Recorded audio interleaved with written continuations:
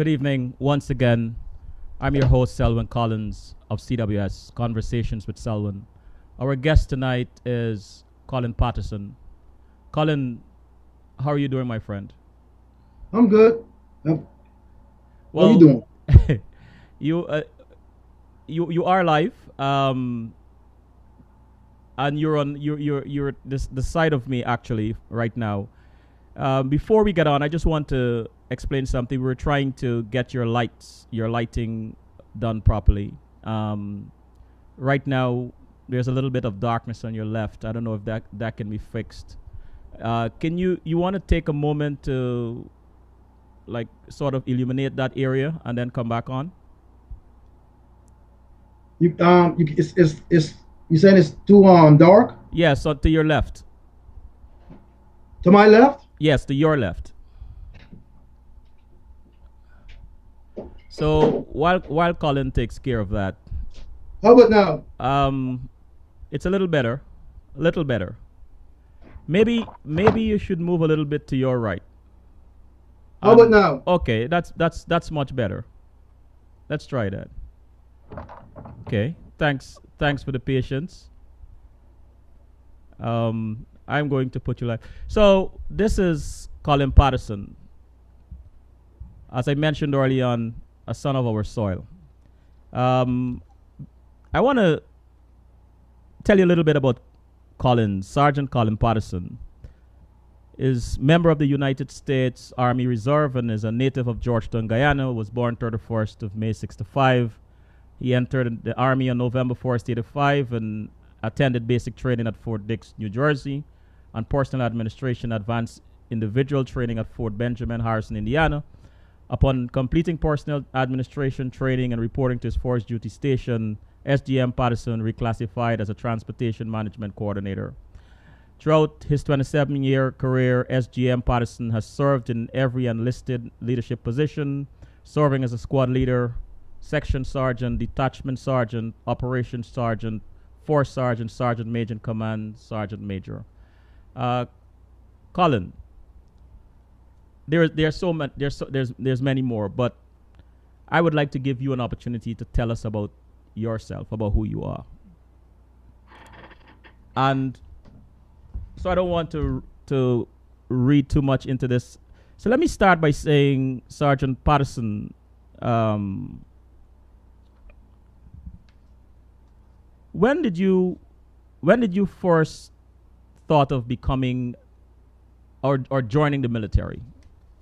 Well, the military was not my first choice. You know, after I left Guyana, I finished high school. I came here to the States. I had to go back to high school because in Guyana we finished high school at an early age, and after I left St. Joseph's in 1982, I came to the States. And when I got here, they told me I had to go back to high school because I was only 16 years old. So I went to high school in Brooklyn for 1 year, and then I went to college. I went to John Jay College of Criminal Justice, where I did 2 years of college, but decided that I needed money to go to school, and I wanted to go on to law school eventually. So I just joined the army and to get the money to go to school, and then when I get out of the army, I'll go back return to school. So it so happened that I joined the military, went to training, came back, went back to college, and got my degree. And in the process of getting my degree, during the time of getting my degree, the Gulf War came up, the Desert Storm came up, and that's where I decided to after the come back from Desert Storm, I decided to stay in the army for make it a career, because I was just going to do a one-term enlistment to make it to get the money for school and then get out and go to law school or do whatever. But then I decided to stay and make it a career. You know, first, what I should have done is congratulate you on your outstanding 27-year highly decorated career with the Army Reserves, with combat service in Operation Desert Shield, Desert Storm, Saudi Arabia and Kuwait, Operation Joint Endeavor, Guard Bosnia and Hungary, and 3 tours in Afghanistan, Kuwait, and Iraq in support of Operation Enduring and Iraqi freedoms. Thank you for all that you have done and are doing to protect the freedoms we enjoy. I think it was important for me to inject this into our conversation because you are doing so much.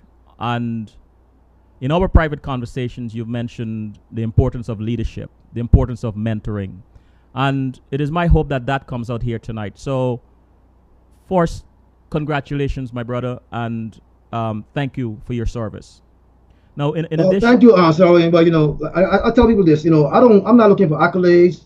I just do like I got a phrase I use all the time, and I tell my people who work for me. And as a sergeant major, a sergeant major is the highest enlisted rank you could have in the army. And I had hundreds of people work for me, up to thousands of people who work for me as a sergeant major. And I tell people this. When you do what you're supposed to do, you're gonna get your accolades in return. You don't work for accolades. Accolades come automatically if you do your job. People who work for accolades are not really leaders, they're losers. Because if you're just working for accolade, you're not committed. So I got a phrase I use. I say this. I do what I do because I believe I can. So and I tell my people this. If there's something you want to do it. Don't look for excuses. mm-hmm. Why you say you can't? That's the easy way out. So everything I do in life, I do because I got a purpose. And talk about leadership. People we use the term leadership very loosely. Leadership. Listen, you don't got to be a boss to be a leader. You don't have to be in charge of something to be a leader. Leadership is a trait you're supposed to have in you in order to be successful in life. Taking charge of your own life is leadership. People think leader, oh, I'm not a leader because I'm not in charge of something. Well, you don't got to be in charge of something to be a leader. First of all, let me define what I think leadership is about. Because I think parents are leaders, and that's one of the gist of our conversation tonight about the youths. We as parents need to be leaders for our children. Forget about leadership at work. Forget about leadership in the community.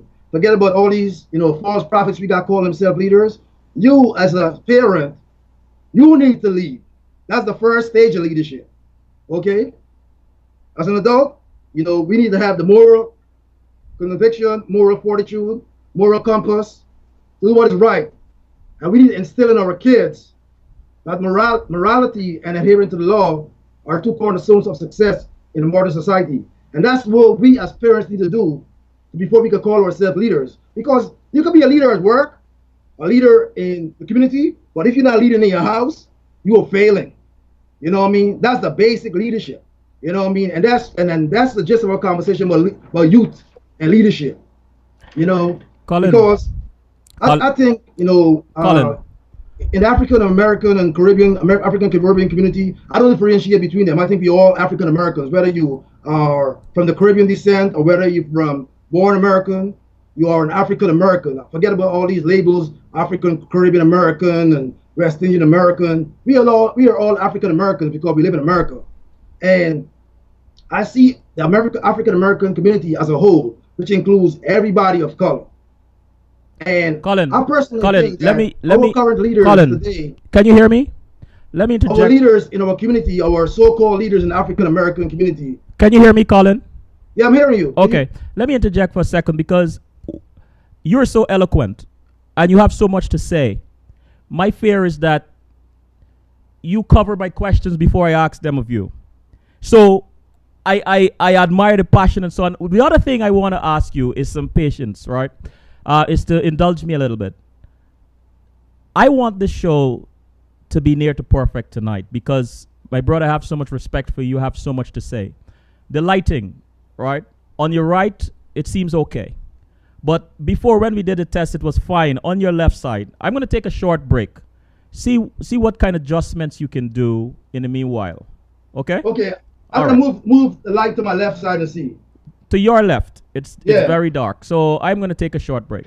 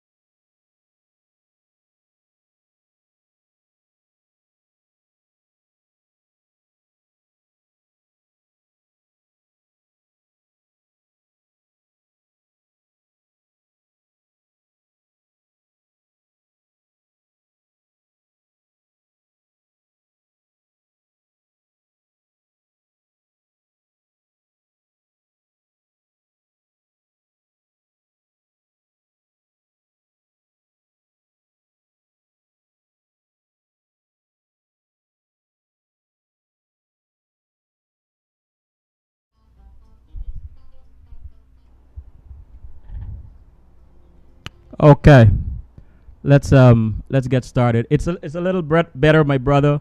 Somehow the right side has got as dark. Right side of your face is darkened a little bit, but the show must go on.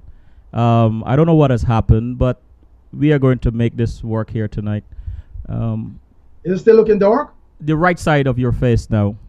I don't know what changed from the time we set it up to now, but let's. Okay, let me move I move the laptop over some more. Let me see. Hold Oh, it down. okay, that's much better.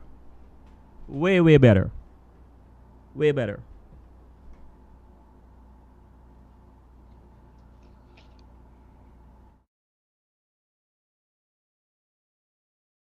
I also want to acknowledge your civilian career, where you're also currently employed by the New York Police Department as a detective. Have Yeah. received 5 awards while simultaneously serving as an adjunct professor of criminal justice and public administration for the University of Maryland University College. During your tours to Saudi Arabia, Kuwait, Bosnia, Hungary, Afghanistan, and Iraq, can you recall what is the kindest thing someone has ever done for you? The kindest thing someone has ever done for me. Mm-hmm. Well, I basically the kindest thing someone has done for me is take care of my family back here. You know Mm-hmm. what I mean? Because when you're away, um, you know, gone from your family for a year at a time, you need support. And so the kindest thing was people, who came by and looked into my family, people who I worked with came by, stopped by at my house, or called to make sure that everything was okay with my family. That's why I value. So during growing up in Guyana, who were some of your role models? Well, I didn't really have a role model, because like, I was raised by my grandmother, and she's the key person, that was instrumental in my life. You know, um, I lived with my grandmother from the time I was about 2 years old, and you know, my grandmother taught me, a lot. She when I was young, the child growing up, my grandmother basically homeschooled me, and when I eventually went to school, I had learned so much, so I had, skipped a lot of classes. As a matter of fact, I was 8 years old and was in combined entrance class because I was so way ahead of my schedule, so of where I was supposed to be. So, I put a lot of my credit to my grandmother. You know Mm-hmm. what I mean? Then when I came to the States, as a teenager, my mom, as a single parent, right, I admired my mom because she was a hardworking person, and that's where I got my inspiration from. I never really look outside of my immediate family for any role model. Mm-hmm. And so, for those who don't know, how is being a member of the reserve different from being a member of the active service, the active army? Well, Shelvin, I was active duty first, and then I came in the reserve. And then since the war started in 9/11, I've been in active duty several times. And a matter of fact, I'm currently in active duty right now since Mm-hmm. 2009. Mm-hmm. And well, let me just slip into the chat room for a second. Ash said he's earned his accolades, and Patrick said good evening to you and Colin. I think I may have mentioned to you that there is a chat room where people can come in and ask questions and make comments. So we're going to be going in and out of there from time to time throughout the conversation. You joined the reserve when you were 20 years old? I went to active army when I was 20 years old. Active And army. I got out of active army in So after Gulf War, what was your motivation for enlisting? just for the money for school, for college. Wh- Because I was not about military. I was about college, about College. money for school. I didn't want to. I was like, why would I incur all this debt when I could go serve the military for a couple of years, come back out, and get my education for free? So that was my motivation for joining. And then once I did my first enlistment, and after the Gulf War, and they offered me more money, I decided to stay because I was like, why would I get out after 8 years and have nothing to show for it? I might as well do 20 years and get a pension. So I continue rolling. And now this is my October will be 28 years, but I'm retiring in a couple of months, so I'll be done before I get to my 28th year anniversary. While you're on that subject, Colin, Huh? I said while you're on that subject, imagine you're in front of a group of young people, but especially young men, and you're here to inspire them or motivate them. You spoke of enlisting so that you can pay to go to college and continuing the service, and of course benefiting from your years of service there. What would you say to this group of young men looking at you right now on the podium in terms of motivation, inspiration? What would you say to them? Well, Or young you people, know, not just men, boys and girls. so I'm gonna use my personal experience. I have four sons and I have one daughter, and out of my four sons, zero of them joined the military. My daughter, who's my second child, she joined the military. She's in the United States Army Reserve. So it's not about young men or young women. It's about young people because people might think the military is just for more attracted to guys, but in this New York area right here, I see a lot more young females joining the military than young males, and it's a strange phenomenon because in other parts of the state, in a part of the United States, you will have more young men joining the military than young women. So I think it's harder to relate to a group of young men in an urban area. So I'll say young people in an urban area. I would tell them, for me, say I'm selling the military, for me, the experience was fulfilling. And I would list, all the things that I got from the military, by education, et cetera, and, leadership, enhancing my leadership skills. And what they have done for me is open doors after life, after military. And that's what I would tell them. Because, but most people who join the military get out and then they never use the benefits, or they never explore the benefits that they accrued, and then they walk around saying, well, I wasted my time because the military have not done anything for me. And that's not the truth. Because, for all the guys like myself who stay in 20-something years, something got to be going right. But most people you see who not successful in the military is because, they took their issues from the street into the military and think they could function with the street issues in the military. It's not going to work that way.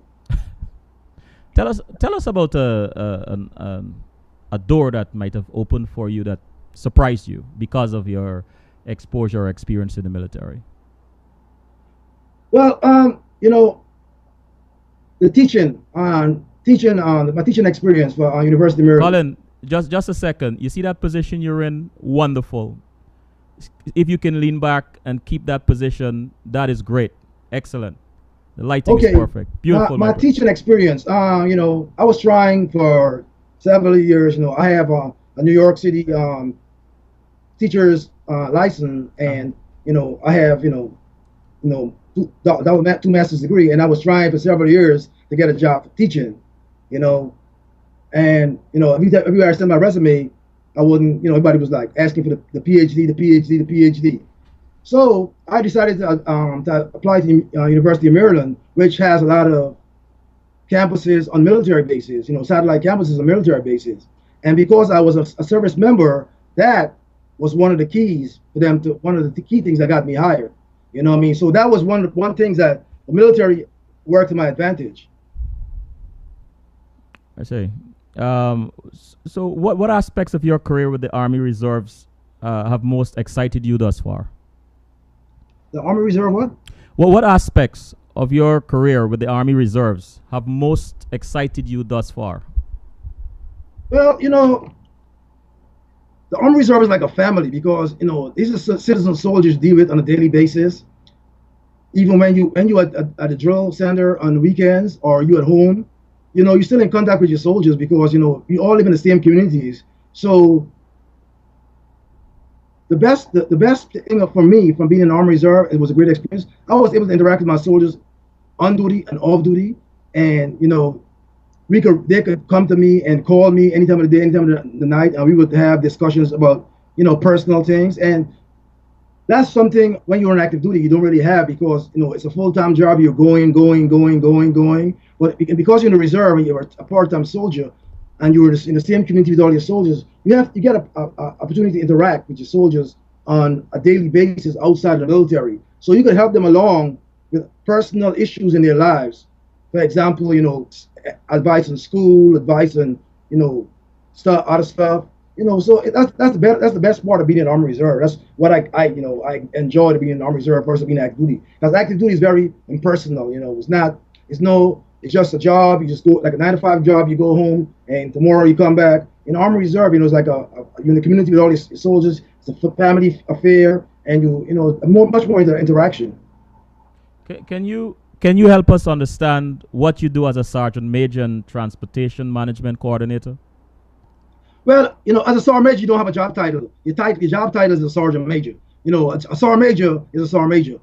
We run everything. A sergeant major is the one who run the military. The generals basically, they go to the meetings and they come up with the ideas and we execute it. We ran it, we planned it, we execute it. So, uh, when you get to the rank of sergeant major, you lose your job. You lose your MOS skill because now you're a manager. You manage people at a brigade level. I'm managing 3,000 people.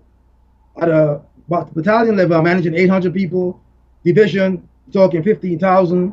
And at army level, you're talking about 45,000 people. So it depends, it's all about management. And in the military, that's considered upper management because a sergeant major is the highest ranking enlisted soldier in the United States Army. And only 1% of the people who ever join the Army ever make the rank of sergeant major. Well, congratulations, my brother. How do you keep yourself emotionally and mentally prepared to be called up for duty? Can you repeat that question? You came in kind of low. Oh, sorry. How do you keep yourself emotionally and mentally prepared to be called up for duty? You fit it on the end of the question. How do I keep myself mentally prepared for? Emotionally and mentally prepared to be called up for duty. That's an easy question to answer, Selby, because I've been doing this for a long time. This, as far as I'm concerned, it's inherent in the part of my occupation. So the call coming and I'm rolling. That's I stay packed. I got my stuff in my stay packed. Once we get a call, we roll out. You know what I mean? When you first my first experience of rolling out was There's a Storm, and once that came and I rolled out, I was kind of you're going into war, you don't have any questions your first time. But after, your first tour, it becomes routine. You know what I mean? And the thing about it is that, I don't worry about, dying or getting hurt because, like I tell people every day, I could walk out my front door and trip on a step and fall and hit my head and I'm dead. So, you know what I mean? I worry about coming back to see my family. That's what motivates me to go and come back. And it's interesting that you mentioned your family. So how do you help them to cope with your being called up for military duty? Well, I've been doing this since my kids were babies. My daughters. I remember when I came back from Desert Storm in 1991. She didn't. When I left, she was, I think, 2 years old. When I came back, she was 3 years old, and she didn't recognize me. When I came off the plane at McGuire Air Force Base, I tried to grab her. She wouldn't come to me. So this is something I've been dealing with for a very, very long time. But as the kids get older, what I mean. Thank God, I don't have any young kids anymore. My kids are all, adults. They are, they are accustomed to cope. Once I get back, they're always asking for everything that they missed out on while I was gone. That's it. Mm-hmm. Mm-hmm. Colin, kids are kids. Thanks for that. Let's take a short break, and when we get back, I think I have solved the problem. If you can move back a little bit, I think most of the light. Yeah, exactly. I think that's it. So we'll take a short break and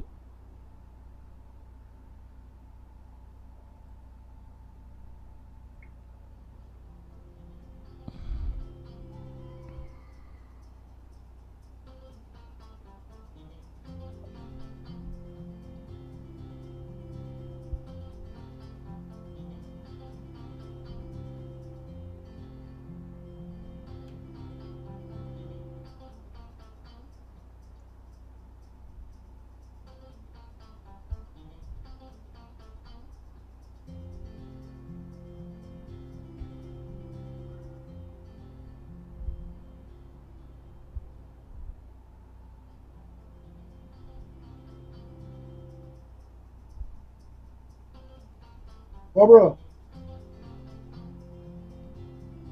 am I going too fast?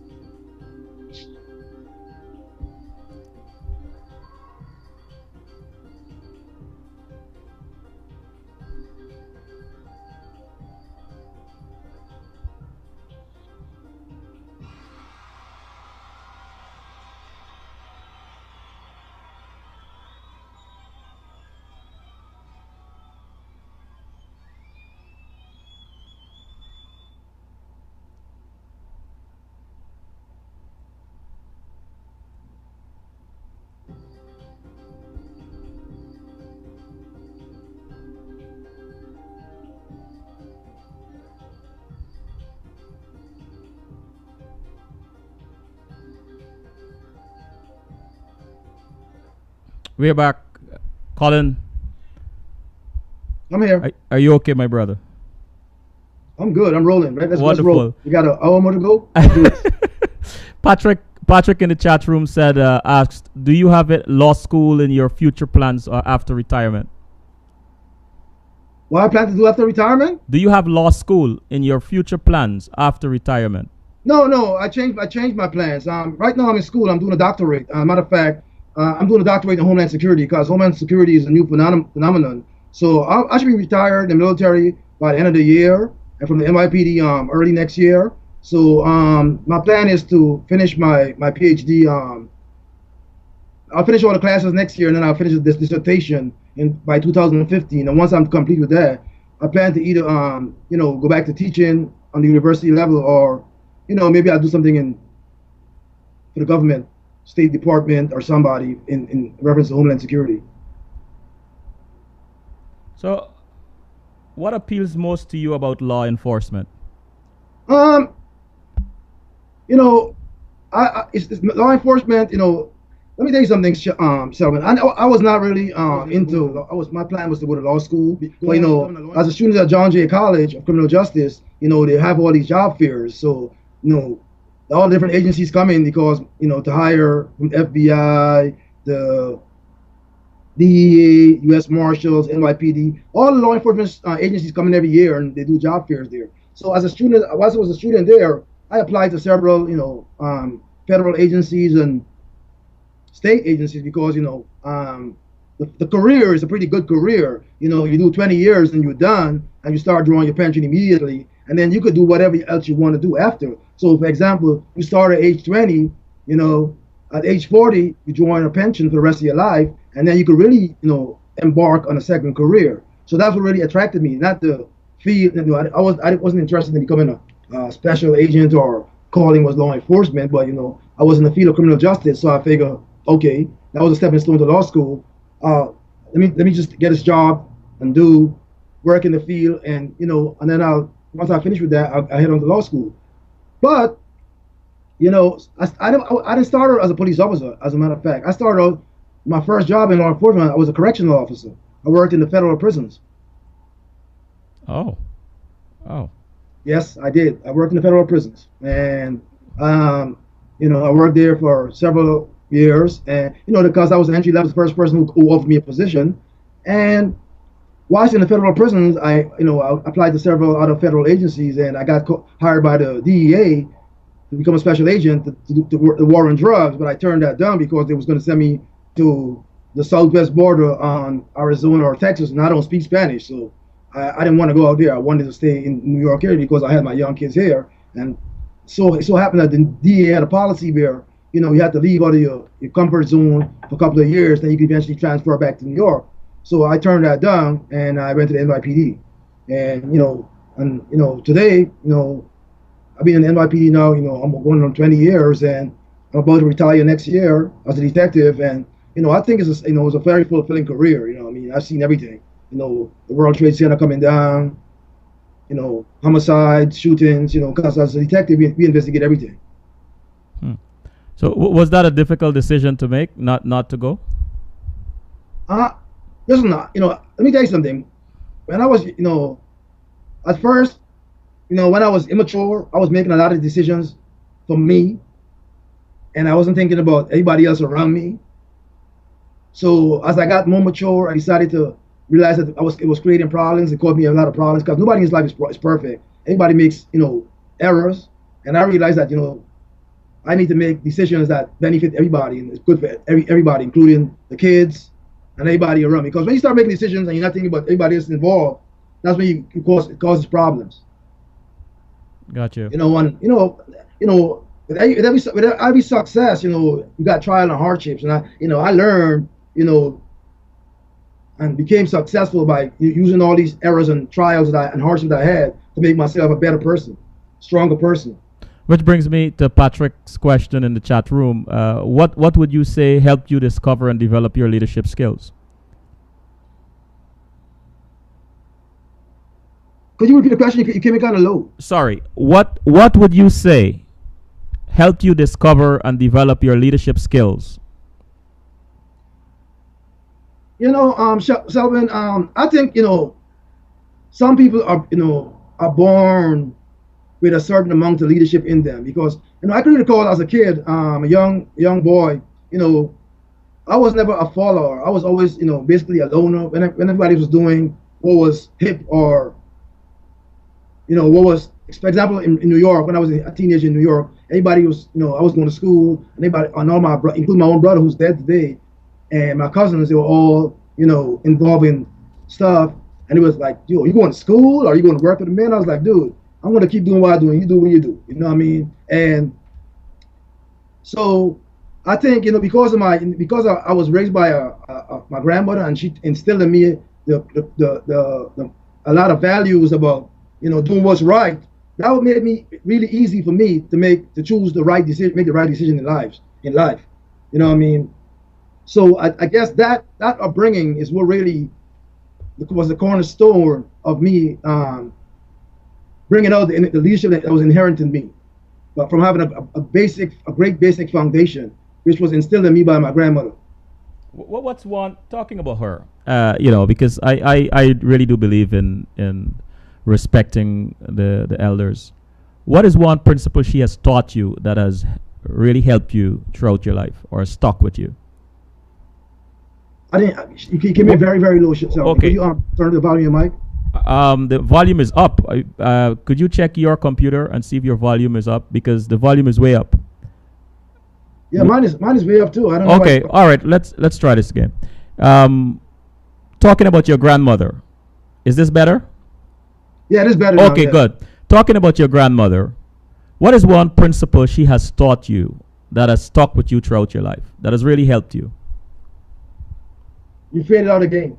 I can't hear the question. What is one principle your grandmother has taught you that has stuck with you throughout your life? I'll tell you what I'm gonna do. I'm gonna go to hold on one second, Sean. All right. Let me get this microphone. I'm gonna get a try to see if I can use some headphones here, because I can't hear you.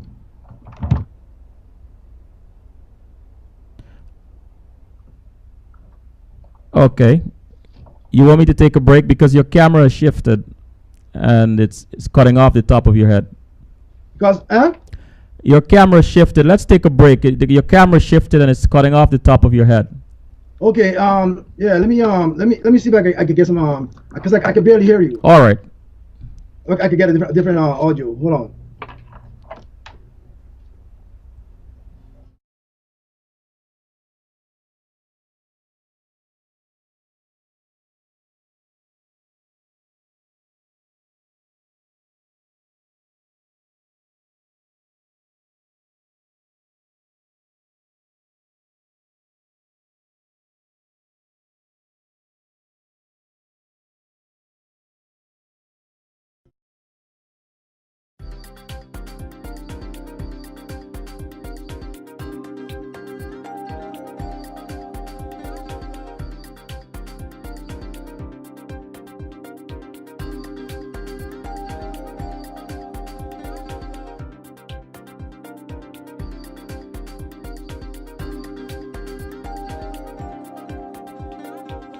We are back. Is this much better, Colin?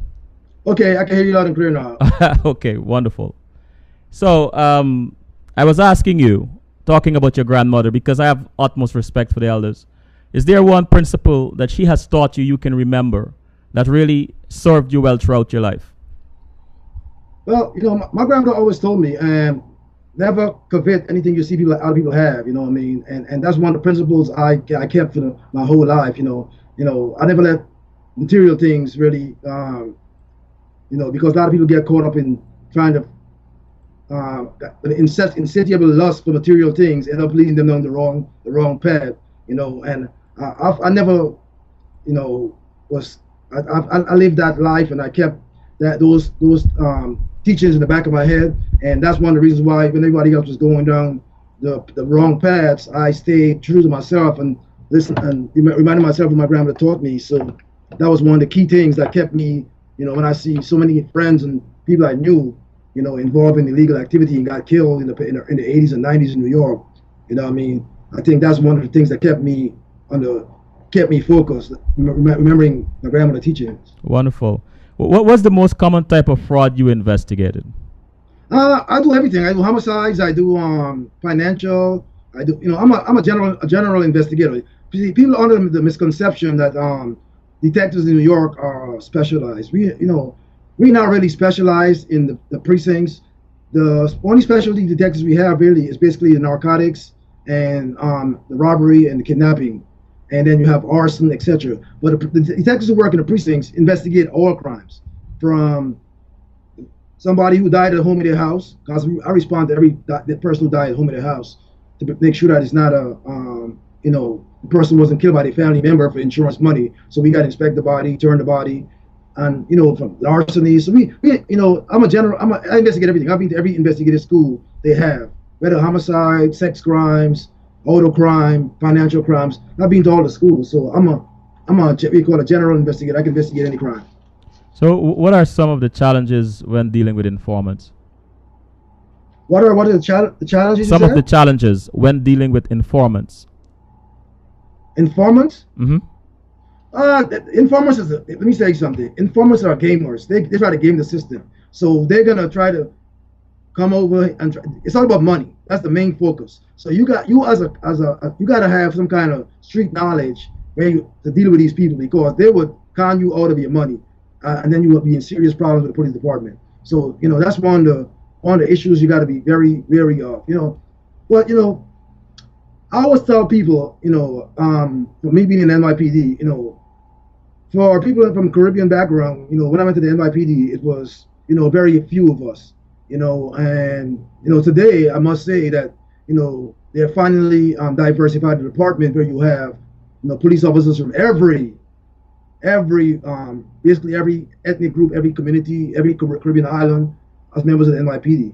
When I went to the NYPD, it was like 90% white and 10% black. Today it's about 55% minority, 45% white. So, it has come a long way. So it was a lot of challenges, a lot of challenges. Okay. Colin, I hate to do this to you, my brother, but I just want this your visual to be just as good as your audio. Is it possible to lean back into the light? Your light seems right. That seems much better.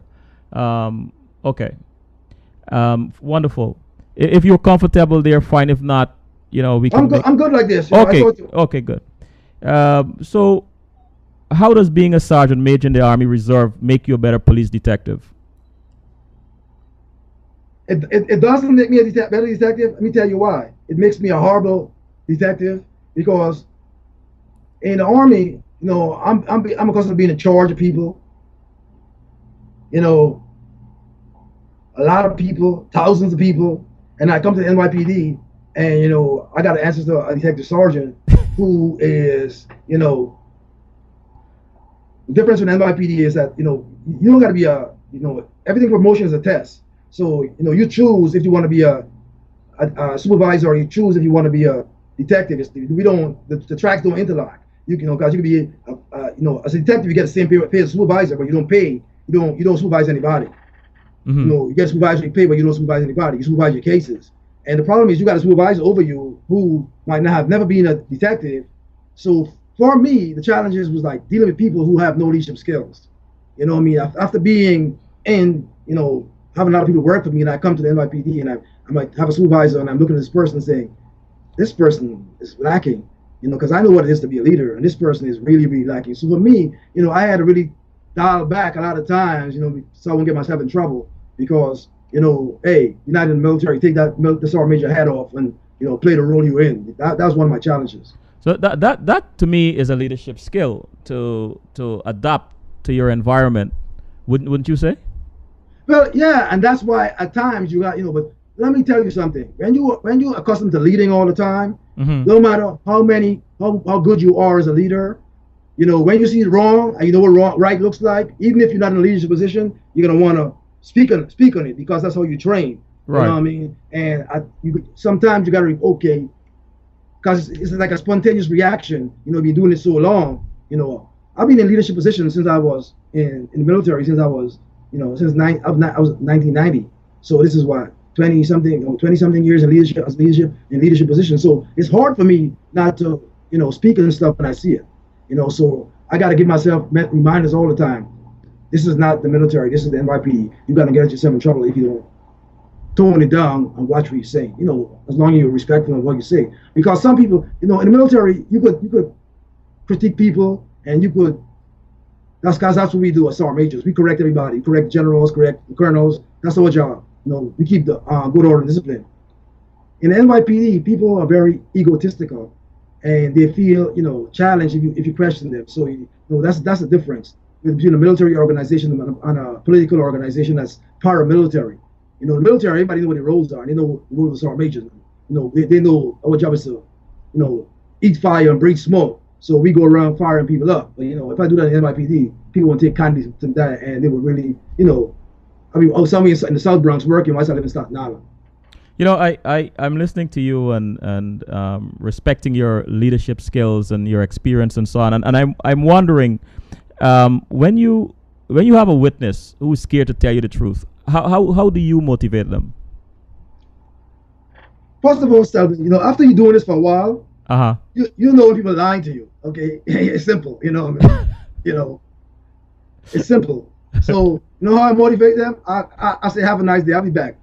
I'm not sit and argue with a witness or argue with a suspect, because basically most times you're talking to them because you already know what the story is, and you're just trying to verify to see if they're gonna lie to you. So But that's a suspect. What about a witness? Someone who has witnessed a crime and is scared to come forward, or scared to speak. How would you motivate that person? Well, dude, that's when I tell people we as police officers, 90% of our time, or our detectives, is being social workers. 10% of our time is being law enforcement personnel. That's why, I think a lot of law enforcement agencies are going to getting much more qualified officers with college education, because they realize it's not just enforcement, because most people are concerned with enforcement, but they realize you got to deal with people. Mm-hmm. So that's why a lot of these, it's a lot because 90% of our work is social work. So you got to learn to put people at ease, comfort people, because for example, let me give you a situation. Say somebody in your family was to expire in a car accident or something. I got to come to your door to notify you. When I come to your door and knock on your door to tell you that somebody in your family died from a car accident, I'm not coming as a police officer or a detective. I'm coming as a compassionate individual / social worker who carries a gun and a badge. Mm-hmm. So we wear multiple hats as police officers. Mm-hmm. The public only sees the bad part where we locking people up or we killing people in the streets. But 90% of our job is giving service to the general public, because 90% of people we come into contact with on a daily basis are good people. Remember, only 10% of the people who commit crimes are recurring. It's the same 10% we deal with on a daily basis. So. Okay, and if G in the chat room asked, are you allowed to speak about the racial profiling controversy in New York? If so, as a minority, what is your opinion? Have you ever been subject? It's funny you asked me that, because I have written many pieces in it. Mm-hmm. Because I was just, I just had a big blow up with a reporter from the Staten Island Advance who wrote an article about racial profiling, and it doesn't exist. So I told him, I said, time out. I said, I'm a pretty, older man, black male. I told him, I said, I'm a Sergeant Major in the United States Army. I'm a detective in NYPD. I said, I'm a college professor, and I gave him my whole background, my whole history. And I said, I'm walking down the street and I'm being stopped by a young police officer, and he's yelling and screaming at me. Do I look like somebody who, walking? Do I dress, or do I appear to you like someone walking, with my pants sagging, or do I look like someone, And he's looking at me saying, that actually happened to you? I said, yeah, it actually happened to me. So the police commissioner is doing a disservice by coming out and saying that racial profiling does not happen, because it occurs on a daily basis, because it happened to me several times. You know what I mean? And I carry the badge and I carry the gun. You know what I mean? So if I hear someone who doesn't, and no reason why, the situation escalated because I went in my pocket and got my ID card and my badge to show who I was. But suppose that was someone else, you know what I mean? Because it happened to my kids, it happened to. So You know, does it happen every day? Yes. Is it right? No. Because as far as I'm concerned, that's not policing. That's junk science. You know what I mean? Racial profiling, all it does is alienate the community and it causes distrust between the community and the police. You know what I mean? And me personally, you know, as we as detectives, we don't want to alienate the community because the community is our resource. So, you know, we try to talk to the police officers out there on the beat, listen, guys, you know, handle people with kid gloves, you know, give them carrots versus big sticks. But, you know, some guys, you know, unfortunately, they're about those numbers, you know, because the numbers is what it is. You know what I mean? So, you know. What are some safety tips or personal safety tip that most people often overlook? And while we are on the subject of racial profiling or profiling in general, what are some tips that you can give to young African American males or people to help them avoid? Well, I don't know if they can really avoid racial profiling, but what are some tips you can give them being in that in that arena for so long and being so experienced in it that they can use going about their daily lives? Listen, you know, for me, there's no perfect solution. You know, like just like there's no perfect solution to success in life, there's no perfect solution. But I could tell you, you know, what they need to do is do not engage in behavior that attract unnecessary attention to themselves. Mm-hmm. That's the main thing I tell to when I go out and talk to young black kids in the community. I tell them, do not engage in unnecessary behavior that would attract unnecessary attention towards yourself, such as standing in the street corner in gangs, standing out there drinking all the beer or the bottles. You know, because if you engage in, which I call, you know, borderline mischief, because, you know, me as a when I was a young patrol cop in the street, I never really harassed people for drinking beer or lock people up for drinking beer. I tell them, listen, guy, you know, have some respect, pour that stuff in the sewer and keep moving. You know, but some guys, you know, they want to put everybody in jail. They want to give everybody a record, you know what I mean? Because they don't feel, you know, they forget where they come from. You know, I remember, you know, I don't forget where I come from, and I know, I give people the benefit of the doubt because, you know, I know I was young at one point and I did stuff that, you know, outside of at times, occasionally outside the guidelines of the law, that, you know, like sitting in the park, you know, drinking beer or whatever you're supposed to do. And so when I saw people out there doing that, I would have them pour it up. Now, if you became confrontational with me, then we would have a problem. But most of the time, I give people the benefit of the doubt. And, you know, don't drive around with your cars tinted windows is illegal. You know, that's one thing. When I was a patrol cop, I never wrote a summons for tinted windows because I thought it was hypocritical. Because all my cars has tint in it. And the reason why, you know, police officers have tint in their car because it's a safety issue. Because you work in communities where you don't live and you got to drive into that community and you arrest people in that community. So you don't want people to recognize the car you drive. That's why most cops have cars with tinted windows. That's why I think it's hypocritical for us to be out here writing summonses to people with tinted windows on their cars. Also talking on cell phones, you know, that's something that we do every day. You know what I mean? Once we're driving, and I see people out there doing that. You know, that's my personal opinion. It's not just, you know, that's just me, Colin Patterson speaking. So how do you distance yourself when you're off the clock, when you're working on let's say you're working on a very violent case? How do you distance yourself when you're off the clock? You know, tell me, it's one thing I do. When I walk out that door, you know, that case is on that desk and I'm not even thinking about it. I'm going home. You know what I mean? Because, you know, I know tomorrow when I come back, that case will be right on my desk. You know, like I told this captain one day, I remember I had like 100 or something cases. And I was only detective working the whole month of December. I think this was like 2008. You know, I was burnt out. You know, I had a homicide. You know, I was about to go out the door. And, you know, at 12 o'clock, and shooting came over during being a homicide. And he was like, you know, the overtime, because everything is about money. He says it's going through the roof. And I told him point blank, I said, let me say something, Cap. You think I want to be here? I don't really want to be here. This is the holidays. I want to be home with my family. So guess what? When I walk out this door, that 100 and something kids are sitting on my desk. They will stay there till I come back because I don't want to work overtime and I don't really care for the money. And so you don't have to worry about me working any overtime because once I walk out that door, I'm a regular person. I'm Colin Patterson. I'm not Detective Patterson or Sergeant Major Patterson. I'm a regular. And people who know me will tell you I'm a regular person. I'm, you know, down to earth. You know what I mean? I'll take my shirt up my back and give to a homeless person in the street. That's how down to earth I am. I don't make the position I got or the money I got make or the car I have or the house. That don't make me. You know what I mean? Mm-hmm. G in the chat room asked, it appears that policing has become more about racking up numbers rather than keeping the public safe. Well, Probably. Let me finish. Let me finish, Colin. I'm not done.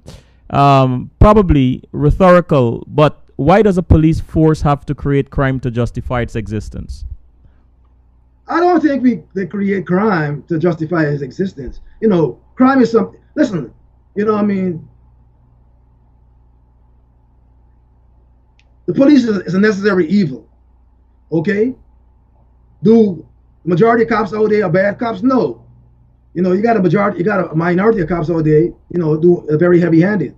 And I tell them all the time, because believe me, I have had a lot of confrontation with a lot of police officers, that I work with, in the locker rooms, because people don't see this, but we have arguments amongst ourselves, in the locker rooms at work in the precinct. And and I used to tell a lot of these dudes, I say, no need to run around and be heavy-handed and try to lock everybody up, because every situation we got a lot of discretion. Okay, let me tell you something. Police officers have a lot of discretion. The penal law of New York State gave us discretion when to arrest people and when not to arrest people. Certain crimes are must-arrest situations, but there's a plethora of crimes that people get arrested for that are not must-arrest situations. That's why the reason why I can understand why people in the black community are enraged, because it seems that every time they come into contact with a police officer, the police officer want to give them a record, so they want to arrest them. It seems that the people in the black community feel they're doomed, because for every minor incident, the handcuffs go on. And I'll tell you the truth, for every minor incident, the handcuffs don't have to go on. Mm-hmm. Because let me tell you, there's a lot of crimes that's on the books that we have latitude to warn you and let you go on your way. The only things we don't have latitude to is felonies, domestic violence. We don't have no latitude. Must arrest, okay, and certain penal law misdemeanors. But stuff like drinking a beer, smoking some weed, you tell a person, pour that stuff out and keep moving.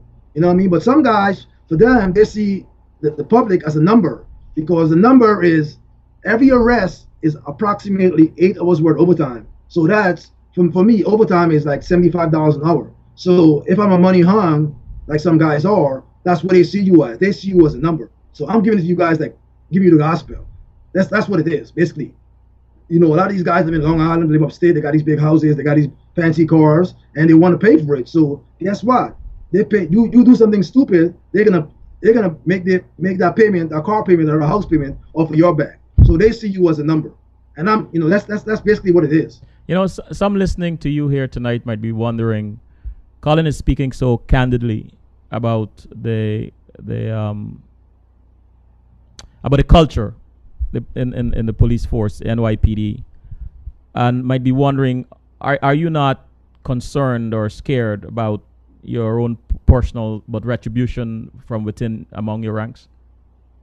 First of all, I'm speaking as a public citizen. I'm not speaking as a representative of NYPD. So I got I'm not you were asking me about my personal opinion, right? And I'm speaking and listen, I got broad shoulders, and whatever believe me, Selvin, I have had a lot of conflict in my career, and I basically I told a few people that that if you want to come after me, I'll be owning your homes, and I'll be owning everything you own. So I'm not there are police officers, and then there are police officers like Colin Patterson. I'm not a guy who's not, I've been around a while. I had key positions in the government. I've worked on a 3- and 4-star level in the military.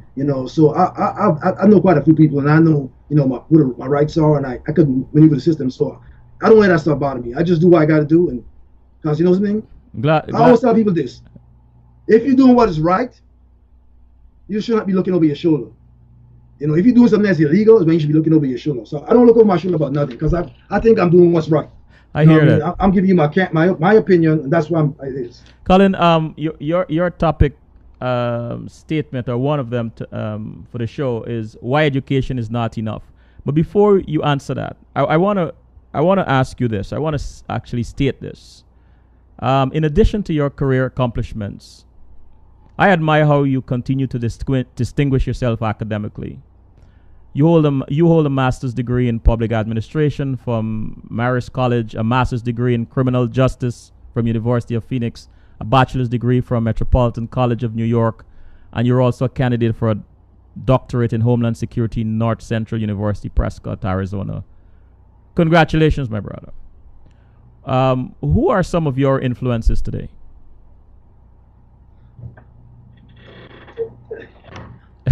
Selvin, I'm a self motivator. Basically, I set goals to myself in life, and I look at I give myself milestones, and I basically told people that I want to do X, Y, and Z by a certain age. And I got a lot of people. I had a lot of people who tell me in my lifetime, close friends to me, "Oh, Colin, you always talking stuff. You're not doing that." And I tell people this: anything I say I'm going to do, I'm going to do it. And I got a friend. He's a lieutenant in the police department, and me and he was in the military together. And he's a lieutenant in NYPD. He's from Trinidad. And just a couple of weeks ago, he said to me, Colin, I have never proven you wrong. Everything you say you're going to do, you're going to do. You always do. And that's I never really looked up to anyone, never looked up for a role model, because like I said, my role model was my mom and my grandmother. Mm-hmm. My mother was a person I see always working hard, always helping people. And I basically, patterned myself after her, because, I felt that, I want to get to the top and I want to work hard. I knew I had the smarts, because I was always a very good student, So I just decided to get in the system and work hard. I didn't know anybody within the system. Some people need a hook or a phone call or something. I didn't have none of those. I was just a regular old guy young boy from Guyana who came to the States as a teenager and decided to work my way, to make the system work for me by, applying myself. I hear that, and I applaud that a lot. And here you are as educating yourself, and I'm sure it's not, the road has not been easy, but you are going after your education to the max. And your topic statement, I will take a break before you answer this question, because I want to give you some time to talk about it, to think and talk about it, is why education is not enough. And especially, I think that's one of the messages you want to send out to the youths. So let's take a break and give you some time to think about that, and and we'll talk about it when we get back.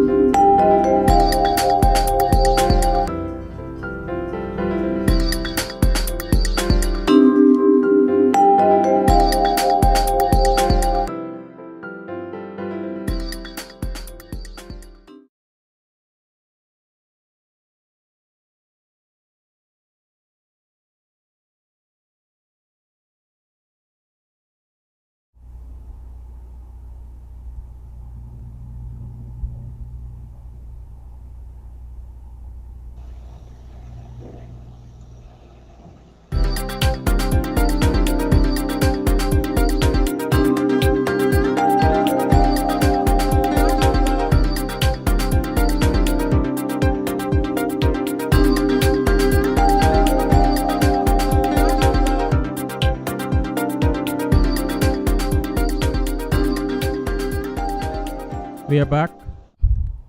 And are you ready to tackle that question, sir? Yeah, I'm ready.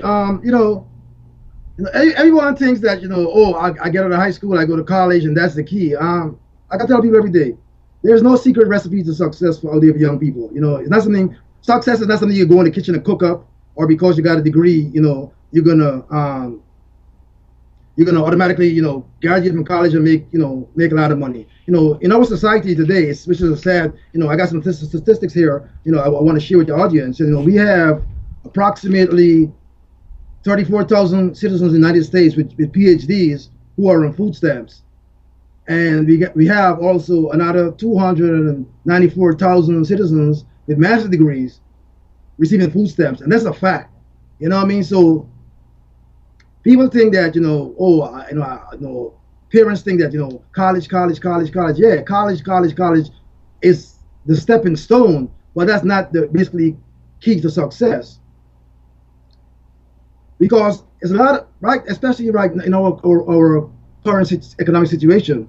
There's a lot of kids graduating colleges with enormous student loan debt, and there's no jobs out there. And then another thing is a lot of jobs they're working in, they're overqualified for. So, as a black male who's been out there for a while and see what's going on, I want to tell people that, you got the education piece, the paper, it's a must have. But we as black members of the black community, we are at a disadvantage because a lot of us are not in key positions. So we need to come up with a recipe because to get our youth employed.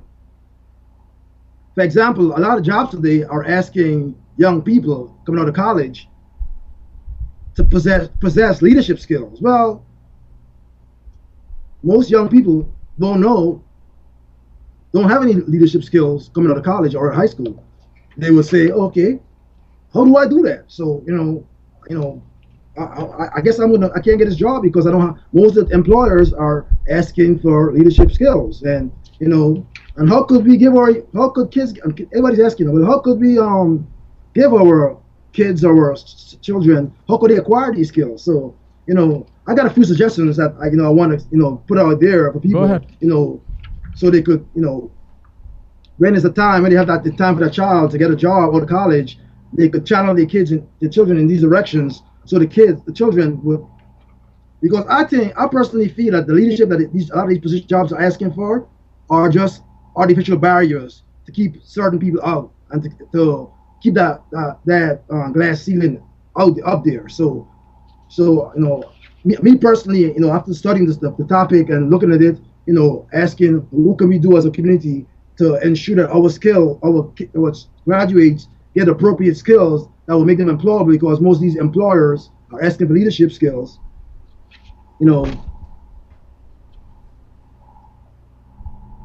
I came up with a recipe that I think I'm going to share with everybody who's listening tonight. A simple things that I suggest that people tell their kids why they're in college is to take leadership positions, because leadership positions in school will help you to put leadership on your resume. And I told all my students that, volunteer for, as group leaders, lead group projects, because you can use all those things as to enhance your leadership skills, so you can put it on paper. Because I live in a reality. I don't think today is 2013 and favoritism and nepotism does not exist. It's alive and it's well and it's kicking. So we as a people need to develop tools to prepare our kids and our youth to compete against people who have the upper hand because they have a phone call or they have an inner working.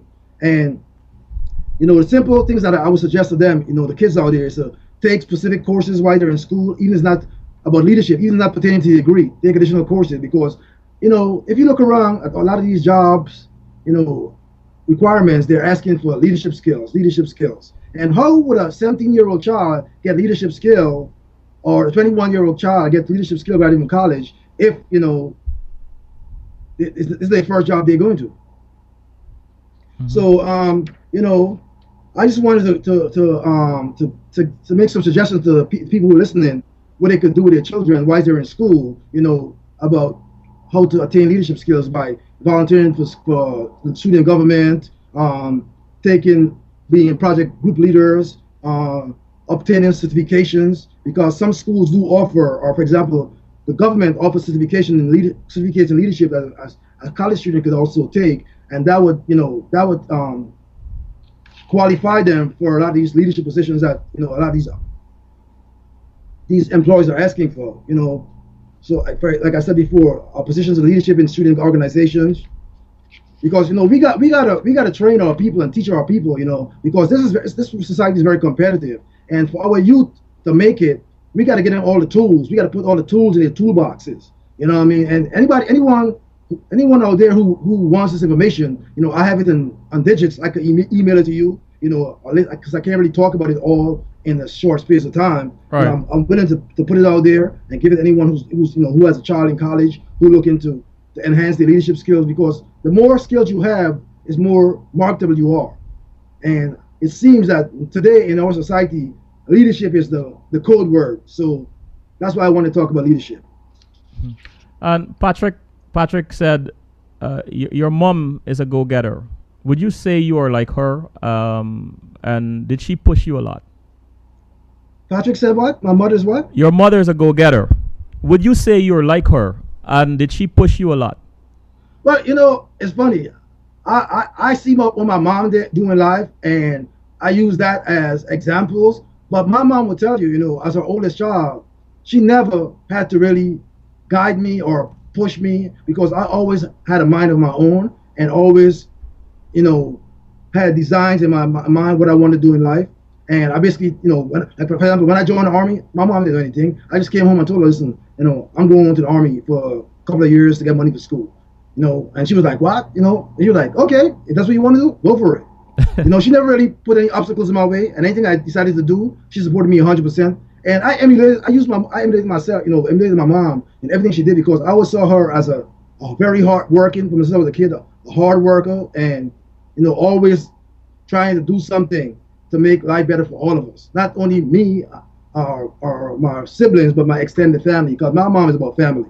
And people who know my mom will tell you, she will help anybody. Wow. Didn't she write a book or something? Yeah, she just wrote a book recently. It's on Barnes and Nobles, and it's on Amazon.com, and she just wrote a book and yeah, my mom is involved in everything. As a matter of fact, she's currently writing a second book, another book on I think on the LGBT community. It should be out soon. But she has this lady, I'm telling you, she's involved in everything. Yeah, I can tell you're a proud son. And Patrick said President Obama recently told students at Morehouse, we've got no time for excuses, and was criticized. What would you say to the people that criticized him? Criticize me? No. President Obama, he recently said to students at Morehouse, we got no time for excuses, and he was criticized. What would you say to the people that criticized him? Well, let me tell you something. The president, if he says the sky is blue, and majority of people in this country are going to say, because they don't like him, the sky is black. So, to those people, I don't have any words for them, because I'll tell you what. My philosophy is this. Okay, I do what I do because I believe I can. And if there's something I really want to do, I don't look for excuses, because I always tell myself this, that the sky is the limit and you reach for it. And something, if you reach for the sky and you fall short, you're gonna hit the clouds. But if you reach for the ceiling and you fall short, you're gonna hit the floor. So you gotta aim high. So I like that. Black folks, we are making so many excuses, and we need to stop making excuses. Time is, it's just 2013. You know what I mean? We need to go out there and show these people that we could do it, and demonstrate that we got potential and skill, and we are equals to them. We're not second-class citizens. Too many of us try to play that subservient role. The day for being subservient is over. You know what I mean? We need to be assertive, not antagonistic, but assertive, confident, and go out there and move mountains, because as a people, we can. Thank you for that. I can appreciate you as a member of the Army Reserves, and with your civilian job as a police detective, your life must be quite full. Do you have any hobbies, Colin? Oh yeah, I have a lot of hobbies, man. I play almost every sport. I'm a very competitive person. I play every sport. You know what I mean? I play. Anything with a ball I could play. I play golf. Really? I play table tennis. I play basketball. As a matter of fact, just before I came on, I was in the gym playing basketball with young guys like half my age. You know what I mean? I'm very competitive. I like I go that. out there and I do stuff on a daily basis. I golf a lot. I play basketball. I don't play soccer anymore since I had my knee surgeries. I don't really, and I recently had 2 spinal surgeries and within the last year, so I don't really play a lot of soccer anymore. But anything with a ball I could play. And do you watch TV? Let me tell you. Okay, yes I do. I watch a lot of movies because I build home theater systems. That's something I do for a hobby, and I build really expensive top of the line home theater system. So for people, I do So, my, so, and I basically, I'm into selling, buying and selling audio equipment. I sell, I know, I buy stuff every couple of years, change my equipment out and sell it on different websites. So I'm into building that kind of stuff. So yeah, I watch a lot of TV because I'm into all the gadgets that's out there. any favorite shows?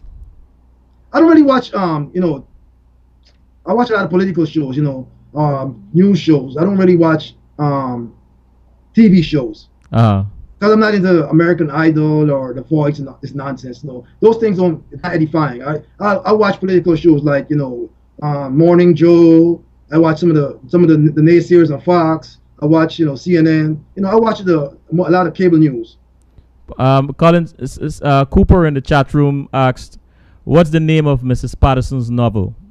I hope you can remember it. The name of my mother's novel? Yes, sir. Um, She's watching tonight, Colin. who? Your mom. Well, she's on. She probably is. So I think you sent it to me. Yeah, I did. I sent it to you. It's dogs. I don't want to give you the wrong name because I just. We'll get it. I'll find it. I'll find it. But it's basically a book for kids. And, it's a family book. It's about people and their dogs in Manhattan. My mom was worked in Manhattan at the hospital there, Cornell Medical Center, for several years. And I guess she used to observe people walking their dogs and treating their dogs better than they treat a human being. So she decided to write a book about dogs, about the rich dogs and the poor dogs. Oh, okay. Okay. Um, so if you were stranded on an island, what three things would you want with you? If I was standing on an island, what three things that I want to be? Yes, sir. Um, a lot of books because I like to read. I read a lot of books, so a lot of books. Um, some kind of communication material to communicate with, because you got to communicate with people so you don't go crazy, and some kind of thing I could use to get food. Hmm. Well, that seems simple. Yeah, because let me tell you something, Sullivan.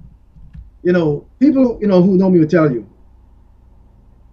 I like I like all the nice things in life, but something, I don't worship them because something, you hate today and you're gone. You can't take none of this stuff with you. So I don't I don't worship that stuff. I'm a very simple person. I know I get it. I like it, but I don't. Some people go crazy over their cars. If their car gets somebody hit their car, they want to kill someone. That's not me. It's material stuff. So what I mean. The main thing I got, because education is the key. Like I said, this education I get and I'm gonna be dead and gone, and my degree's gonna be still hanging on my wall because nobody can take it from me. You understand? So I found the name of your mother's book. It's called Dogs in the City: From Scraps to Steaks. okay, you got it. And, Okay, and yeah, that's it. I posted the link, so they should be able to go to the website and see it. Yeah, they have it on Amazon and on Barnes and Nobles .com. It's an ebook, hardcover, and paperback. So whatever their price range is, and they got to spend, they can spend. They have all three price ranges for if you want a hardcover or a paperback or ebook. So are you a night owl or early board, I should say? No, something. I'm not. I stay up a lot at night. Writing. I write a lot of articles for the Army Times. I publish papers. I write a lot of papers for people on criminal justice stuff. Because I'm in the process of doing a consulting company for foreign governments to assist them in developing the police and military in the Caribbean, because the Caribbean government spend a lot of money bringing in foreign advisors. For example, Jamaica has Mark Shields. They pay him like $200 million a year to advise the Jamaican Police Department. Trinidad has the guys from London, from Canada. So I thought that I travel to these places and I see what these guys are doing, and I thought that I could offer a better product, and me and my friends, my co-workers who are from the Caribbean, we could relate better to the people in those islands. So we think we could do a better job than these guys from England or Canada. So I'm in the process of creating a company to do consultation work for all the foreign police departments. So what we're going to do is go into the countries and institute procedures for domestic violence, civil rights. The Guyana government, they asked me, but I'm very skeptical about doing anything with them. They had offered a contract to Bernie Kerry before he got arrested and went to prison. It was paying $1 million, but I don't want to entertain them because I don't trust those people. You know what I mean? So they will be on the bottom of the list for assistance. Good. And what one piece of advice do you have for someone considering joining the Army Reserves? The advice I got is, you go there and be open-minded. There's a lot of opportunity. Whatever you want to be. If you want to go to school, become a doctor, they'll pay. So if you don't have money to go, if you're a good student but you're not a scholarship-worthy student who get a scholarship to go to college, that's an option because they pay for your college. Like my daughter, she's a mathematician. She's a math major. She's getting ready to go to do her master's degree in mathematics. She got an undergraduate degree in math, and now she's on her way to graduate school. And the Army Reserve is paying for her degree to go to graduate school to be a mathematician. And what hidden talent do you have that your buddies in the Army Reserves would be surprised to know? A lot of people don't know that I played, I used to play steel pans, when I was a kid. So steel pans, when I tell people that, this is what I did one year. I brought the Chronicle Atlantic Symphony one year to the military base to play, and then while they were playing, I got in the middle of it and started playing with them, and all the soldiers looked at me like, they was like, Sergeant Major, you play steel pans? Because I never told them. I just brought the band to the base to play. We had a ceremony, and then I got in the middle and started playing, and everybody was like surprised that I played steel pans. And so the time is coming to an end. It's 4 minutes to 10, and it always surprises me. I say this every time I come on the show, how the time flies. I wanted to ask you to give us a few words of advice to close us off. But before you do that, I have two questions for you. What are you most thankful for? What am I most thankful for? Yes. Oh, wow. Let me tell you, it's funny you asked me that because I wrote that down to say. And this is what I'm most thankful for. I'm so thankful for all the obstacles, trials, and hardships that I have had in life, because those things have made me a better person and a better leader. You know what I mean? I think without those hardships and obstacles and trials, I would not be as strong as an individual as I am today. I like that. I like that very much. And funny you ask because I wrote that down. That's one of the things I wanted to close out with. Wow. And before you go, I got one more quote that it's one person after I joined the military that I used to look up to, and I wanted to use his quote to close off the session. Okay, and this is from a quote from a great American general, Colin Powell, and this is what he said. He said to us one time in a leadership meeting. He said, "Leadership is solving problems." He said, "The day your subordinates," but I'm going to change the word subordinates to the day your children start bringing you their problems. No, he has said subordinates. I'm going to use the word children. The day your children start bringing you their problems is the day you have stopped leading them. They have either lost confidence that you can help them, or concluded that you do not care. Either way, it's a failure of leadership. So for us as parents, we need to continue to lead, because as they say, charity begins at home, and we gotta show our children leadership. Going out to party every weekend, or going hanging out with the boys every weekend, or going drinking every weekend is not about leading, because you gotta show your children that I'm a stable individual, I'm a focused individual, and I'm there for you, and we're gonna do things together, because that's a breakdown right today in our society. A lot of us not leading in our households. Colin, I must ask you this question, which I ask every guest. What makes you laugh? What makes me what? Laugh. Laugh? Yes, sir. What makes you laugh? Oh man, I like to laugh. Maybe I might be a very serious person, but I'm always talking. I could talk so much junk is unbelievable. I'm always talking junk to people. People who know me will tell you. I just stay talking junk. So I laugh at everything because I think laughter is great for the soul.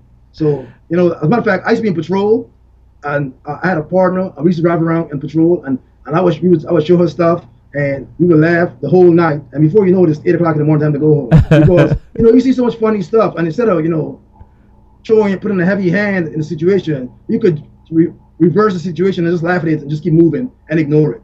And that's why it's one of the things I did in out there in the police department. And I tell you what, I must say that I had a very good career, and not really no hardly any complaints from people. And I never really I'm comfortable saying that I never put my hands on people or abuse anyone or abuse my authority because I knew what it was to be on the other side, living in Brooklyn in the 80s, early 80s, and being slapped around by the cops. And I vowed I would never do that to any person's child. Not because it happened to me, I'm going to go in, look for revenge and do it to other people. Hmm. So, you know, Well, Colin, thank you so much. I no can't. problem, brother. I can hardly find words to express how grateful I am that you came The on here time is tonight. limited. I had so much to say, but I had to cut it short because I can't. It's an hour and a half, and before you know it, an hour and a half is up. So, you know what I Well, mean? But hey, listen. Like I told you, I don't have a problem coming back and talking about something again in the future. exactly. And for the people out there who knows me, they know I could carry a conversation for hours and hours and hours. It's just me. We will be inviting you back sometime, Colin. I want to take this opportunity to say thank you very much. I really respect what you've accomplished, respect what you're doing, your your your your your endeavor to mentor and motivate young people, to educate yourself to make that even more possible. I thank you very much. You've dropped some very good pearls of wisdom on us tonight, and I really some of it, appreciate it. education is a continual process. So you gotta keep educating yourself if you want to stay relevant. So Thank you so much, no problem, brother. Have a good night. and you too. Okay. And this is Selwyn Collins saying good night, and thank you all for listening, for tuning in with us and listening. Good night until next Tuesday. God bless.